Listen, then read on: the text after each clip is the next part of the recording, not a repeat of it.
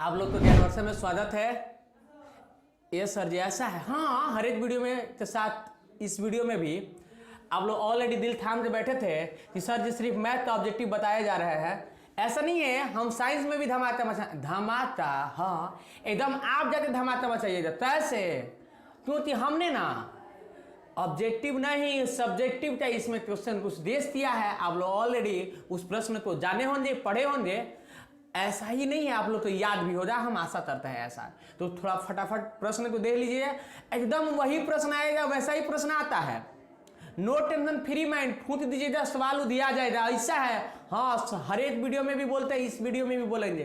तो आप जब हमारे साथ बने रहिएगा तो ऑलरेडी हमारे साथ आप बने रहते हैं, हमें बहुत खुशी होता है। चलिए तो चलते हैं कंप्यूटर के स्क्रीन पे। तो प्रश्न ऑलरेडी आपको दिखाई देगा। अभी आप लोग ऑलरेडी देखे होंगे, हमारे चैनल का नाम है ज्ञानवर्षा।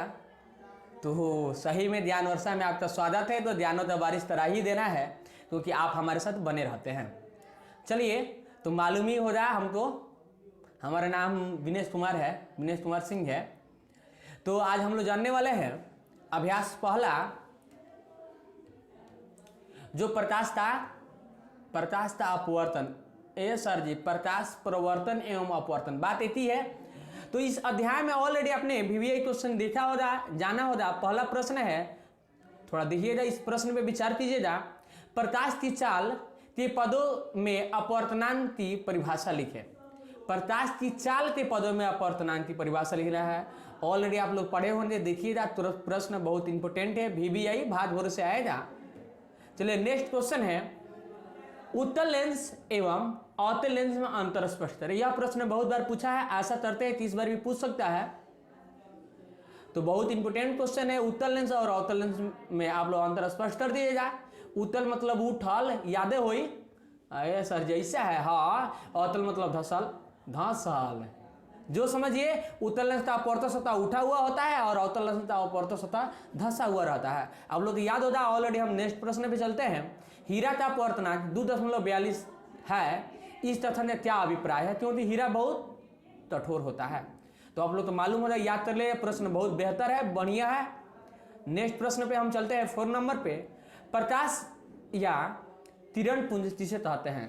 प्रकाश या किरण पुंज किसे कहते हैं? किसे कहते हैं? यह कितने प्रकार का होता है, सभी तो परिभाषित करें। तो प्रकाश पुंज के बारे में लिखिएगा। प्रकाश पुंज किसे कहते हैं, इसके बारे में कितने प्रकार का होता है आप लोग तो मालूम हो जाए कि ऑलरेडी 3 प्रकार का होता है। तो तीनों प्रकार का डिफिनीशन आप लोग याद कर लीजिए। तो क्वेश्चन बहुत बेहतर है। नेक्स्ट प्रश्न पे चलते हैं। हम वाहनों में उत्तल दर्पण को पार्श्व दृश्य दर्पण के रूप में वरीयता क्यों देते हैं? क्यों देते हैं हम वाहनों में पार्श्व दृश्य? माने वाहन के पीछे वाला हिस्सा, पार्श्व मतलब होता है पीछे का हिस्सा, देखने के लिए उत्तल दर्पण का ही उपयोग क्यों करते हैं? क्यों नहीं अवतल दर्पण का उपयोग करते हैं? तो यह प्रश्न बहुत बेहतर है, बहुत बढ़िया है। नेक्स्ट प्रश्न पे चलते हैं हम 6 नंबर पे। ऑलरेडी आप लोग तो याद होता है, देख लीजिएगा, अच्छी बात है। उत्तल और अवतल दर्पण, सर जी दर्पण नहीं है, अच्छा है।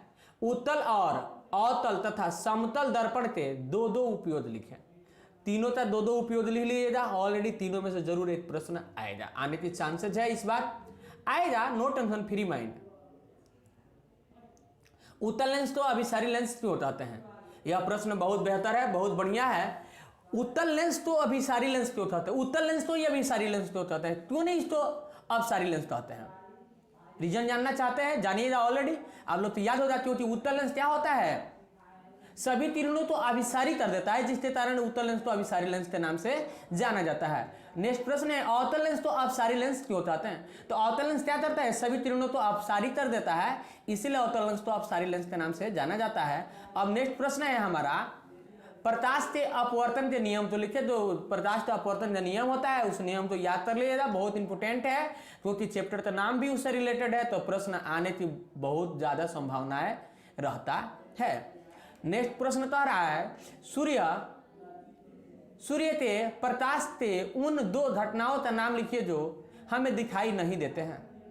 ऐसा कौन सी घटनाएं हैं जो हमें दिखाई नहीं देते हैं? उस घटना को हमें लिख देना है। नेक्स्ट प्रश्न कह रहा है,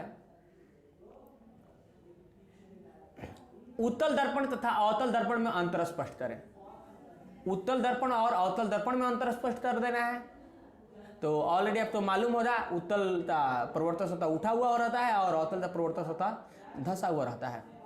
एसलेंथ नियम, एसलेंथ नियम ऑलरेडी आप लोग पढ़े होंगे, तो इस प्रश्न को देख लीजिएगा। एसलेंथ नियम वाला, एसलेंथ नियम क्या है, एसलेंथ क्या कहते हैं, उसका जो शॉर्ट तरीका भी होता है उसको भी याद कर लीजिएगा आप। नेक्स्ट प्रश्न है पार्श्वरित विस्थापन से आप क्या समझते हैं। सब इजी प्रश्न है, आप लोग तो याद भी होगा।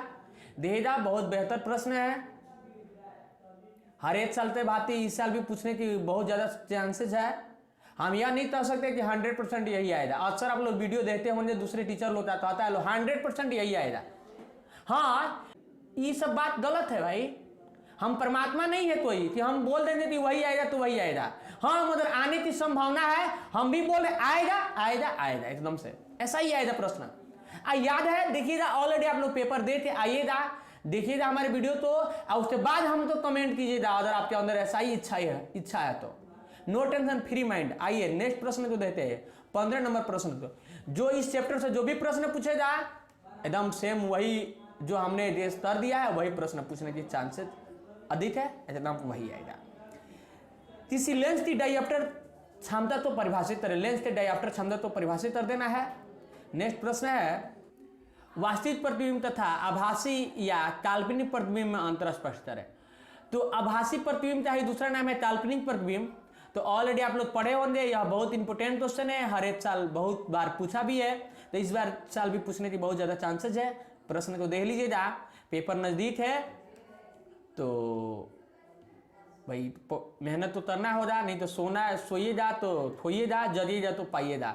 तो मेहनत कीजिए, जरे रहिए, पढ़ते रहिए, मुस्कुराते रहिए। उसके साथ साथ आत्मदीप्त पदार्थ, अदीप्त पदार्थ एवं पारदर्शी पदार्थ, अपारदर्शी पदार्थ और अपरिभाषी पदार्थ का परिभाषा लिखे।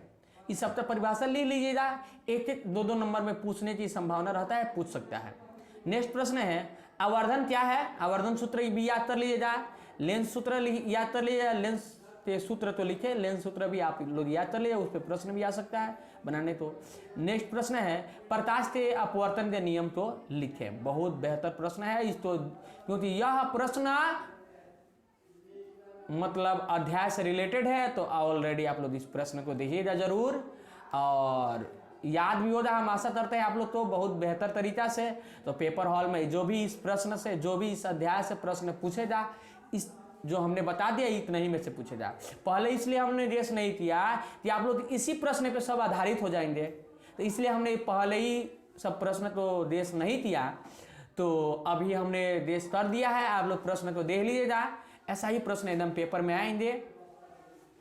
हम 100% तो हम गारंटी नहीं ले सकते, क्योंकि हम परमात्मा नहीं है, हम सभी टीचर लोग से अलग हैं, ठीक है ना। इंसान तो जीवन में क्या चाहिए, खुशी चाहिए और मुस्कान चाहिए, उसके साथ साथ प्रयास भी चाहिए, मेहनत भी चाहिए। तो एकदम मेहनत में लगे रहिए, नहीं तो कहा गया है ना, आइल परीक्षा जब उनतरा चपारते उनतर तहाल भाईल आंध्रा सियारते। प्रभु ना करे कि हम तो वैसा हाल हो, हम हंसने के लिए, मस्ती के लिए बोल दिए हैं। तो फिर मिलते हैं नेक्स्ट वीडियो में, बाय बाय, टाटा।